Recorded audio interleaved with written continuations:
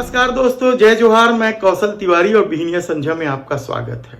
लोकसभा चुनाव की उल्टी गिनती शुरू हो गई है और इसके साथ ही छत्तीसगढ़ में भाजपा और कांग्रेस के बीच जुबानी जंग, पोस्टर वार सब कुछ शुरू हो गया है। कानून व्यवस्था की स्थिति का अंदाजा इस बात से लगाया जा सकता है कि लगातार राजधानी में जब अपराध बढ़ने लगे तो पुलिस उस अपराध को रोकने की बजाय दुकानें ही बंद करना शुरू कर दिया। 11 बजे शहर की दुकानें बंद करने का फरमान जारी कर दिया और लाल बत्ती के सायरन की गूंज और पुलिस या बूटों की धमक से आम आदमी को एक कप चाय पीना मुश्किल होने लग गया। हालांकि यह सवाल के जवाब में उप मुख्यमंत्री यानी जो गृह मंत्री हैं विजय शर्मा ने भी कहा कि हम चर्चा करके इसका रास्ता निकालेंगे, लेकिन हकीकत तो ये है कि जो बाहर से आने वाले यात्री हैं उन्हें राजधानी में भी यदि चाय नसीब नहीं हो रहा है, 11 बजे रात के बाद दुकानें बंद कर दी जा रही है, तो इसका क्या मतलब है। जबकि पूर्ववर्ती सरकारों ने चौपाटी योजना लाई थी ताकि लोगों का न केवल मनोरंजन हो सके बल्कि बाहर से आने वाले लोगों को भोजन तक मिल सके। लेकिन इस सरकार से क्या कानून व्यवस्था संभल नहीं रही है, और शायद यही वजह है कि मुख्यमंत्री विष्णुदेव साय को बैठक लेकर अधिकारियों की कहना पड़ा कि अब यदि यह सब चला तो ठीक नहीं होगी, व्यवस्था सुधारिए। साफ तौर पर विष्णुदेव साय ने खुद बैठक लेकर यह बात कही थी, लेकिन उसके 24 घंटे भी नहीं बीते थे कि कलेक्टर में सन्नाटा पसरा था। मीडिया रिपोर्ट है, छत्तीसगढ़ के सबसे बड़े अखबारों में शुमार नवभारत ने विस्तृत से बताया कि उनके रिपोर्टर किस तरीके से जब कलेक्टोरेट पहुंचे 11 बजे तो दफ्तर में किस तरीके से सन्नाटा छाया हुआ था। कई दफ्तर खुले भी नहीं थे और जो खुले भी थे उनमें कर्मचारी नदारद थे, कुर्सियां खाली पड़ी थी। 24 घंटे भी नहीं बीते थे इस बात को विष्णुदेव साय ने जब जमकर चिल्लाया था अफसरों के ऊपर। लेकिन राजधानी के अफसर ही नहीं, प्रदेश के अफसर क्या बेलगाम हो चुके हैं। इस सत्ता के पास उन्हें लगाम में रखने का कोई चारा नहीं बचा है, या इस सरकार को अफसर पूछ ही नहीं रहे। यह सवाल पुलिस विभाग पर इसलिए महत्वपूर्ण रूप से लागू होता है कि हमने बताया कि किस तरीके से 11 बजे दुकानें बंद कर दी जाती है, और यही नहीं, रिपोर्ट लिखाने आने वाले पीड़ितों के साथ भी दुर्व्यवहार की बात सामने आने लगी। चाकू से हमले को नुकीली वस्तु पर हमला बताकर किस तरीके से धाराओं में मैनिपुलेट किया गया, कई सारे मामले। और कल तो तब हद हो गई जब देवेंद्र नगर थाने का एक मामला आया। देवेंद्र नगर थाना वह क्षेत्र है जहां बड़ी संख्या में न केवल प्रदेश सरकार के आईएएस आईपीएस की कॉलोनी है बल्कि उस कॉलोनी में कई नेता भी रहते हैं। इस थाने का यह आलम है कि एक कारोबारी के घर चोरी होती है। कारोबारी गुलाब चंद जैन सीसीटीवी फुटेज के साथ थाने में शिकायत करते हैं और बताते भी हैं कि आरोपी फला उनका पुराना नौकर है। लेकिन पुलिस कुछ नहीं करती, और पुलिस जब कुछ नहीं करती उससे निराश नहीं होते हैं गुलाब चंद जैन और उनके परिवार। वे अपने उस पुराने नौकर के रामनगर निवास पर जाते हैं और उन्हें पकड़कर पुलिस के हवाले भी कर देते हैं, और पुलिस तब एफआईआर दर्ज करती है, ऐसा कहा जा रहा है। लेकिन थाने से वह आरोपी भाग निकलता है और पुलिस अब फिर उसके भाग जाने का भी अपराध दर्ज कर रही है।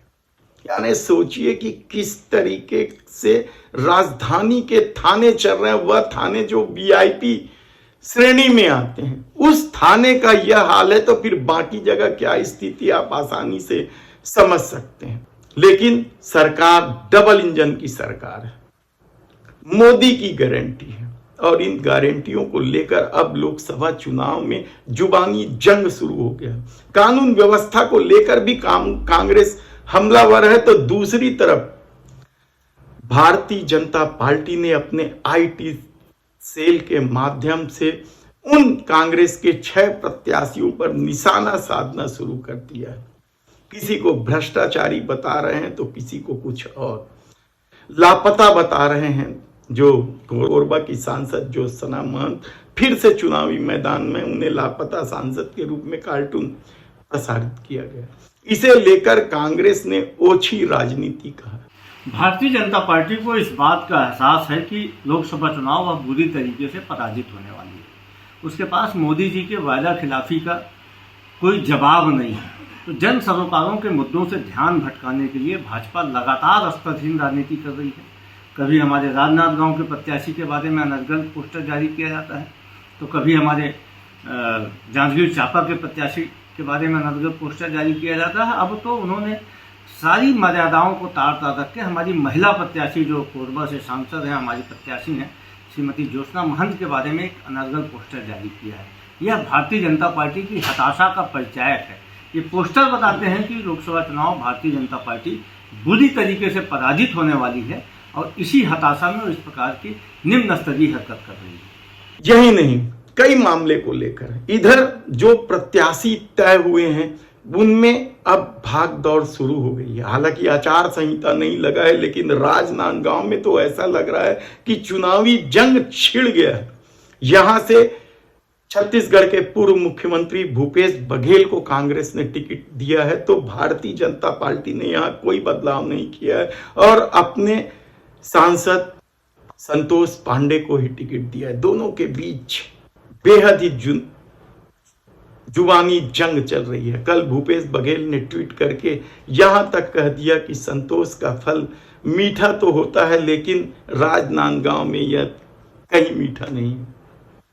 तो दूसरी तरफ संतोष पांडे और पूरी भाजपा भूपेश बघेल के कार्यकाल के भ्रष्टाचार को लेकर प्रहार करने लगी है। तो रायपुर में विकास उपाध्याय जब दिल्ली से लौटे तो उनका जमकर स्वागत किया कांग्रेस जनों ने, और वे कांग्रेस भवन में बैठक ले रहे हैं, सभी विभागों के बैठक ले रहे हैं। उनको लेकर भाजपा ने एक अखबार का सहारा लेकर टिकट वापस करने की इच्छा का भी अफवाह उड़ा दिया था।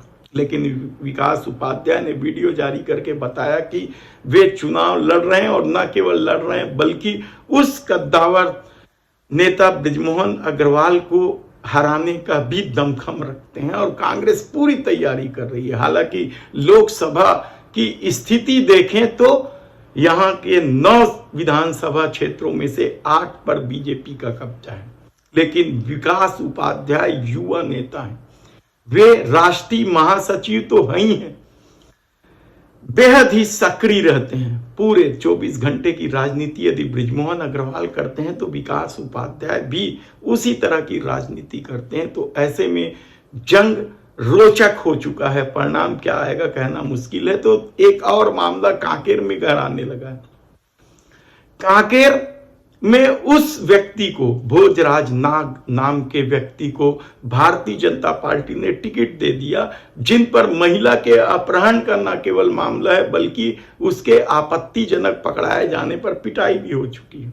उसे लेकर पार्टी के भीतर ही बेहद आक्रोश है, और यहां तक कहा जा रहा है कि यदि भोजराज नाग की टिकट नहीं बदली गई तो इसका असर दूसरे विधानसभा क्षेत्रों में इसलिए पड़ेगा क्योंकि भारतीय जनता पार्टी के नाम महिला उत्पीड़न के कई मामले हैं। बृजभूषण शरण सिंह से लेकर राम रहीम, कठुआ हत्याकांड से लेकर कई मामले हैं। हम इस पर विस्तार से आप प्रकाश डालेंगे कि कौन कौन से ऐसे मामले, उन्नाव, कठुआ, बिल्किस बानो, प्रदीप सेंगर, जिसे लेकर भारतीय जनता पार्टी हमेशा ही कटघरे में रही है।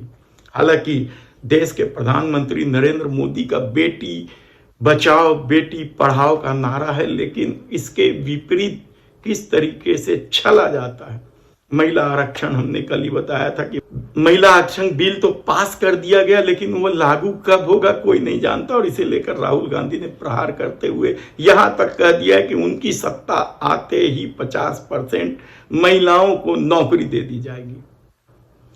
तो महतारी वंदन चुनाव के दौरान किस तरीके से भारतीय जनता पार्टी के नेता कहते थे कि प्रत्येक महिलाओं को इस योजना का लाभ मिलेगा, यानी 1000 रुपए मिलेगा, लेकिन सत्ता में आते ही क्राइटेरिया बना दिया गया और उसे लेकर भी प्रदेश कांग्रेस के अध्यक्ष दीपक बैज ने घोटाले का आरोप भारतीय जनता पार्टी पर लगा दिया। यानी जुबानी जंग जबरदस्त ढंग से तेज हो चुकी है। हालांकि कांग्रेस अभी 5 सीटों पर प्रत्याशी नहीं खड़ा कर पाई है या अभी तक प्रत्याशी की घोषणा नहीं की है, जिसमें से 4 आदिवासी रिजर्व सीट है।